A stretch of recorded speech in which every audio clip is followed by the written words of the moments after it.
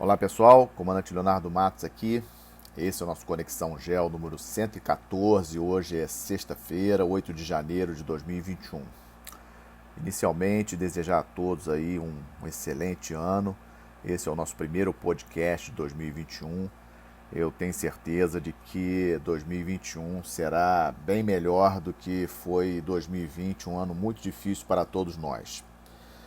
Vocês devem lembrar que no nosso Conexão 113, fiz uma retrospectiva do ano de 2020 e uma das coisas que comentei foi sobre a questão da eleição nos Estados Unidos. E por que isso? Os Estados Unidos, o país mais rico, militarmente mais poderoso do mundo, então tudo que acontece nos Estados Unidos é obviamente importante para o restante do mundo. E essa semana vimos cenas inusitadas na capital do país mais importante do mundo. Considero inaceitável as cenas de invasão do Congresso americano na quarta-feira, dia 6, e acho importante eu ressaltar aqui que qualquer invasão de qualquer parlamento por qualquer grupo é inaceitável. Eu acho que esse é um ponto importante para não dar margem a alguém achar que outros tipos de invasão seriam legítimos. Nenhuma invasão à casa do povo, dos representantes do povo, porque no Congresso americano lá estão deputados e senadores representantes do povo americano. A invasão do Congresso americano foi um desrespeito ao povo americano. E os Estados Unidos, por ser o país mais rico do mundo, mais poderoso militarmente do mundo, influenciam demais o restante dos países. Então, que vimos 5 mortos. Hoje de manhã vi que um policial acabou vindo a falecer em função dos ferimentos. Então, o que vimos considero inaceitável. Não podemos aceitar esse tipo de evento. E aí temos aí algumas coisas. Primeiro, o erro de avaliação do setor de segurança na capital americana, da polícia de Washington, que não avaliou bem como que o movimento estava aumentando. Aí vejo a importância da inteligência, a importância dos dados da inteligência para abastecer os decisores no sentido de aumentar a proteção em volta do Congresso americano. Isso é uma falha capital que também deve servir de exemplo para todos os serviços de segurança, polícias, forças armadas de todos os países. Um erro assim inacreditável por parte do setor de segurança de Washington. Outra coisa foi o erro do presidente Trump de ter incentivado a massa.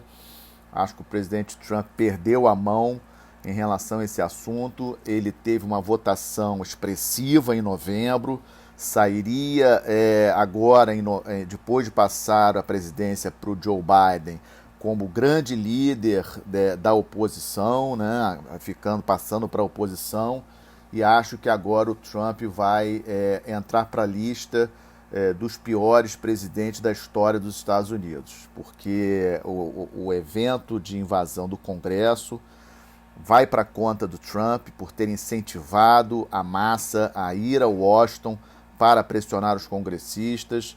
Lembro bem, na quarta-feira, que o Trump ainda enviou um Twitter criticando o seu próprio vice-presidente, que é do Partido Republicano, muito mais republicano do que o próprio Trump, que nem era do Partido Republicano antes de ser eleito presidente dos Estados Unidos.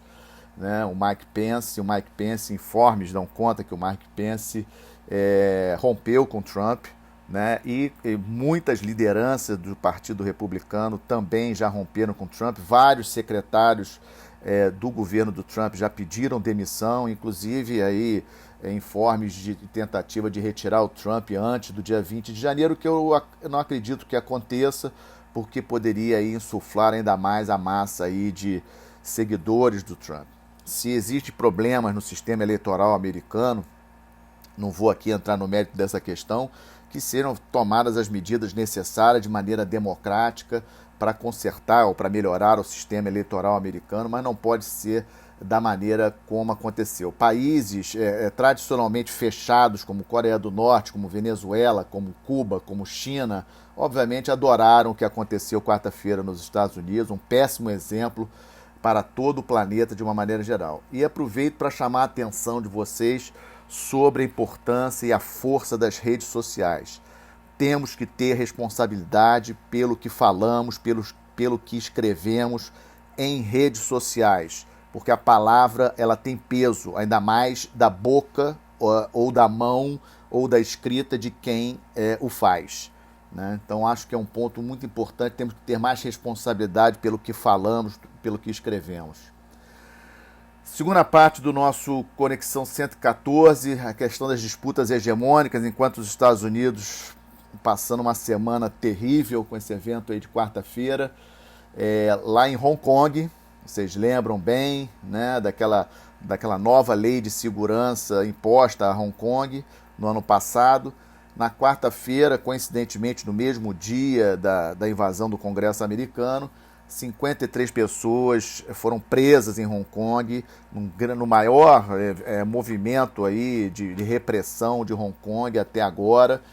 Mais de 1.000 policiais nas ruas, atrás desses opositores do regime, digamos assim, desses críticos ao regime, e o que mostra aí aquilo que eu já venho falando em alguns podcasts, que a China vai apertar cada vez mais a situação em relação a Hong Kong. Hong Kong eu já coloquei já no passado, já é China, né? A grande questão, como também tenho comentado, é Taiwan. Taiwan é o grande problema, digamos assim, o grande desafio para Xi Jinping, para o Partido Comunista Chinês, como que eles vão fazer em relação a Taiwan, em função de Taiwan ser uma ilha, 23 milhões de habitantes, ter força armada, ou seja, trazer Taiwan novamente para a China. Esse sim vai ser um desafio maior, né? E também, essa semana me chamou a atenção, e trago aqui para vocês perceberem como que as coisas acontecem na China. O Jack Ma, o homem mais rico da China, dono do Alibaba e outras empresas na China, ele está sem aparecer em público desde 31 de outubro. As fontes indicam que ele sumiu porque fez uma declaração contrária a setores do governo chinês que deixou o Xi Jinping irritado, e parece, pelas informações que temos, que o Jack Ma foi, digamos assim, sugeriram ao Jack Ma para sair de circulação, sumir. Ou seja, essa é a China, né? A China que consegue o poder do Partido Comunista Chinês, né, oprimindo o milionário, né, o homem mais rico do país, a ficar escondido aí desde 31 de outubro. Falaram até que ele tinha sido preso, etc. Mas as fontes aí mais seguras aí indicam que, na verdade, ele só está fora dos eventos sociais. E também falando de China, tem um grupo de pesquisadores da Organização Mundial de Saúde que não consegue entrar na China para poder pesquisar o que aconteceu exatamente em relação ao coronavírus, o início do coronavírus. O governo chinês publicou alguma coisa dizendo que estava precisando de mais dados da Organização Mundial de Saúde para saber exatamente onde que esses cientistas vão, o período que eles vão ficar, coisas desse tipo. Mas isso só vem a reforçar aquela impressão que nós temos, né, a certeza, na verdade, que nós temos de como que o regime chinês procede. Na terceira parte do nosso Conexão, falar um pouquinho sobre o balanço da pandemia. Todo mundo está acompanhando, números altíssimos nos Estados Unidos. Essa semana bateu o recorde de mortes em 24 horas desde o início da pandemia. Chegou a quase 3.900 mortos nos Estados Unidos essa semana. Um recorde desde o início da pandemia. A Califórnia, o estado da Califórnia, com mais de 1.000 mortos, né, nesse dia, é o estado que atualmente está sofrendo mais.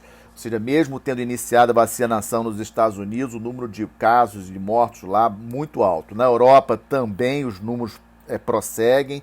Lockdown em vários países, medidas restritivas, né, com comércio fechado, escolas, etc., em vários países, como Reino Unido, Alemanha, França. Mesmo a Alemanha, que tinha ido muito bem, estava indo muito bem no controle da pandemia, teve um certo perda, digamos assim, do controle da situação e teve que fechar, a Angela Merkel teve que fechar agora em janeiro, porque os números na Alemanha cresceram bastante. As boas notícias em relação à pandemia, obviamente, vêm das vacinas, né? A vacina da Moderna foi aprovada pela autoridade médica da Europa, né? Foi aprovada essa semana, somente quarta-feira. No final do ano, a vacina da Pfizer, que já está sendo aplicada no Reino Unido e nos Estados Unidos, no final do ano começou a ser aplicada em alguns países da Europa, da União Europeia.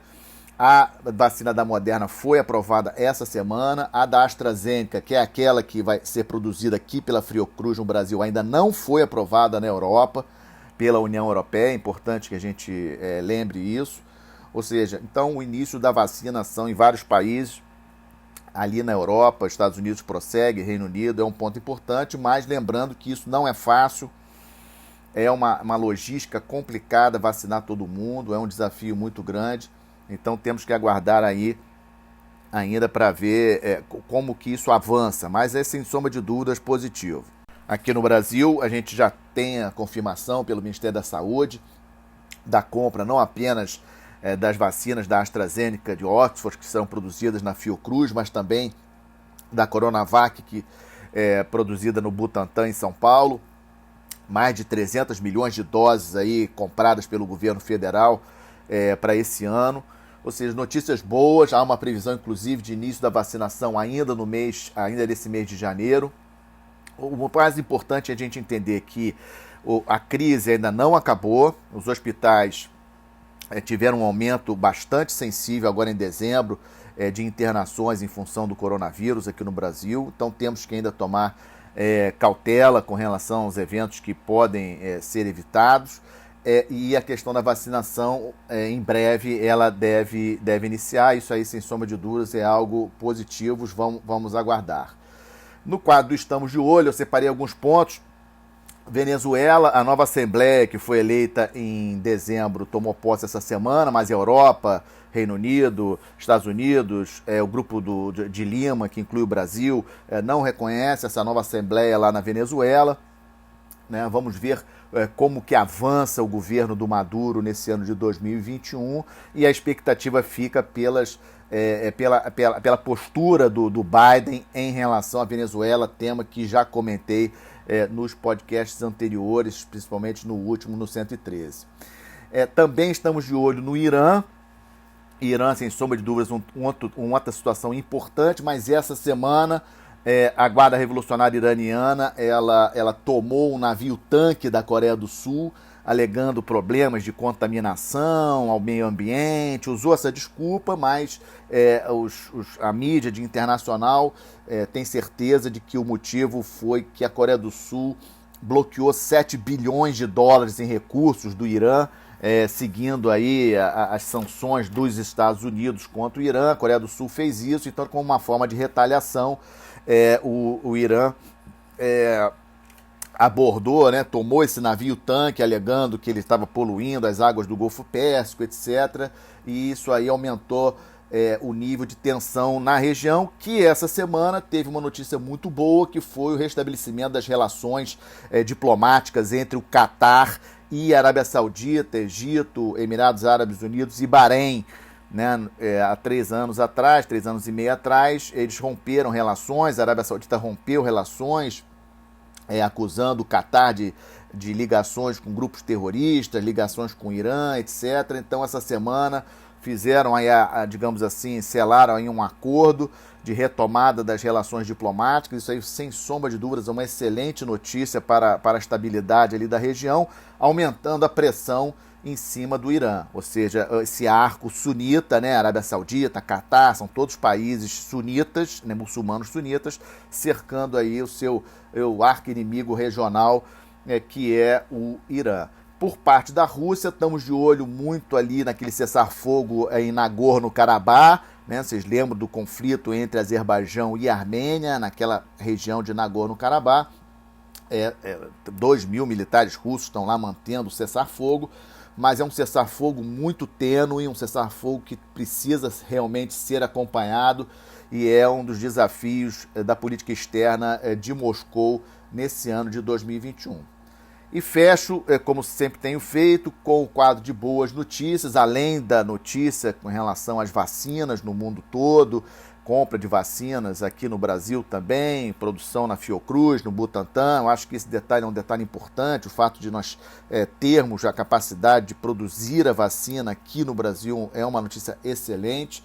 Mas também trago a notícia boa da confirmação do excelente resultado dos nossos portos, né, num ano dificílimo para a economia mundial, num ano que a economia brasileira vai cair 4,4%, essa é a estimativa em relação a 2019, mas para vocês terem uma ideia, vários países da Europa vão cair mais de 10%, a estimativa da CEPAL para a América Latina é queda de 7,7%, no Brasil deve cair 4,4%, mas os portos nacionais com um resultado excelente, destaco o maior porto do hemisfério sul, que é o Porto de Santos, que fechou 2020 com uma movimentação de carga 9,3% maior que 2019, um recorde para o Porto de Santos, o nosso porto mais importante.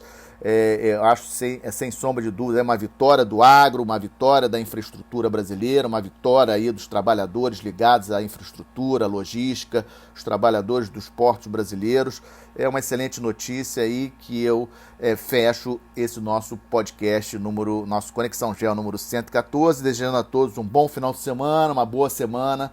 Até a próxima sexta-feira. Obrigado.